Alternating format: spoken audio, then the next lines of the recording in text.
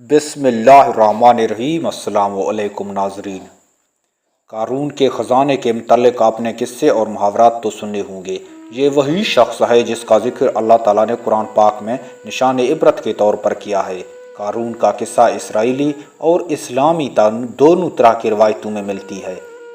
ये बनी इसराइल का वही अमीर तरीन शख्स था जिसकी ख़जाने की कुंजियाँ 300 ऊँटों और खच्चरों पर लाद दिए जाते थे और हर कुंजी चमड़े की होती थी जो एक खजाने की चाबी थी। तारीख़ इंसानी में शायद क़ारून से ज़्यादा दौलत किसी और को अता नहीं की गई। क़ारून हज़रत मूसा अलैहिस्सलाम का चचा यसवर का बेटा था। वो नहायत ही हसीन और खूबसूरत इंसान था। यही वजह थी कि बनी इसराइल और कुतुबी लोग उसे मुनव्वर कहा करते थे। क़ारून जवानी में अपने कौम का सबसे बाइखलाक और नेक अफराद में शुमार किया जाता था और तौरात का बहुत बड़ा आलिम दीन भी था, क्योंकि इसकी परवरिश हज़रत मूसा अलैहिस्सलाम के साए में हुई थी। इसीलिए वो किताब का इल्म भी रखता था। क़ारून एक अच्छे आवाज़ का मालिक था। वो तौरात की बहुत ही खूबसूरत तरीके से तिलावत किया करता था। यही वजह थी कि लोग उसके बहुत एहतराम किया करते थे। क़ारून इब्तिदा में हज़रत मूसा पर ईमान ले आया और जब बनी इसराइल को तिब्बतियों की ग़ुलामी से निजात मिली तो वो उनके साथ मिस्र को छोड़कर सरज़मीन मौत की तरफ हिजरत कर गया। वहाँ उसके हालात एकदम बदल गए। उसके हाथ बेशुमार दौलत आई। देखते ही देखते वो अपने कौम का अमीर तरीन शख्स बन गया, जिसका जिक्र अल्लाह ताला ने कुरान मजीद में कुछ यूँ किया है। बेशक क़ारून मूसा की कौम से था, फिर उसने कौम पर ज़्यादतियाँ की और हमने उसको इतने ख़जाने दिए जिनकी कुंजियाँ उठाना एक ताकतवर जमायत पर भारी थी।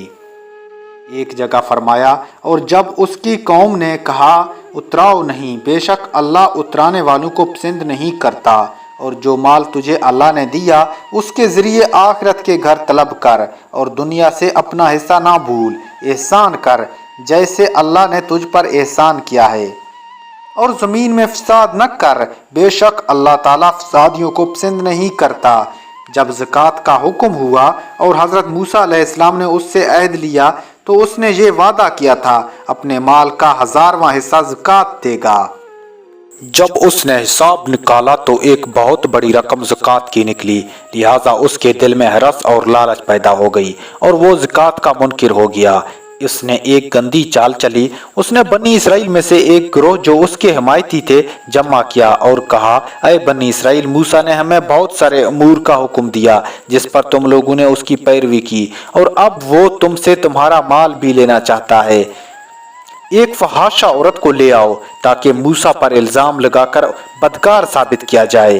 क़ारून ने अपने कौम को जमा किया और हज़रत मूसा अलैहिस्सलाम से पूछा, अय मूसा, ज़ना की क्या सज़ा है? हज़रत मूसा अलैहिस्सलाम ने कहा, जो भी ज़ना करे हत्ता कि उसकी बीवी भी हो, उसे संसार किया जाए यहाँ तक कि वो मर जाए।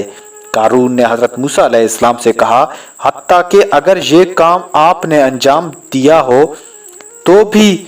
हज़रत मूसा अलैहिस्सलाम ने कहा, हाँ, हत्ता कि अगर इस काम में मैं भी अंजाम दूं तो यही हुक्म है। क़ारून ने कहा, बनी इसराइल ये गुमान करते हैं कि आपने एक फहाशा औरत से ज़िना किया है। हज़रत मूसा अलैहिस्सलाम ने फरमाया, उस औरत को मेरे सामने लाओ। लिहाजा वो औरत बुलाई गई तो आपने फरमाया, अय औरत, उस अल्लाह की कसम जिसने बनी इसराइल के लिए दरिया फाड़ दिया और आफियत और सलामती के लिए दरिया से पार कराकर फिरौन से निजात दी, सच कह दे कि वाक़या क्या है। हज़रत मूसा अलैहिस्सलाम की जलाल से औरत कांपने लगी और मजमुए आम में साफ साफ कह दिया कि अय अल्लाह के नबी, मुझको क़ारून ने कसीर दौलत देकर आप पर बहतान लगाने के लिए आमादा किया है।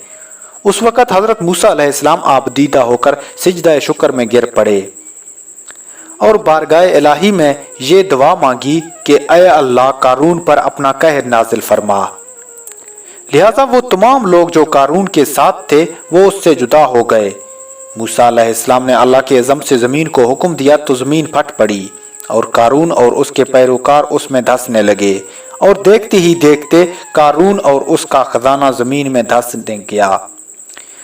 जब वो ज़मीन में नाबूद हो गए तो ज़मीन का शगाफ दोबारा बंद हो गया नाजरीन ग्रामी, कारून का इस दौलत से मुतल्लिक बहुत सारे तारीखी हकायक नकल की गई हैं और ता क़यामत कारून और उसका खजाना तारीख़ इंसान के लिए इबरत बनी रहेगी। आपसे दरख्वास्त है कि चैनल को सब्सक्राइब कर दें।